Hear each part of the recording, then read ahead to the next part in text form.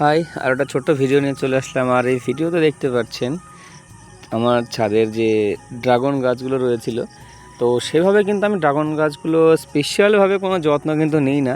তো শুধু ড্রাগন গাছ বলে নয়, আমার ছাদের আর প্রায় কোনো গাছেরই আর যত্ন নেওয়া হয় না। তো তার মাঝেও কিন্তু অনেকগুলো ফুল ফুটেছিল, আমি সেই ফুলের ভিডিওগুলো কিন্তু অলরেডি আমি ছোট ছোট ক্লিপ করে দিয়েছিলাম ভিডিওগুলো। তো হঠাৎ করে আজকে ছাদে আবার চলে আসলাম, এসে দেখছি না ড্রাগনগুলো হয়েছে।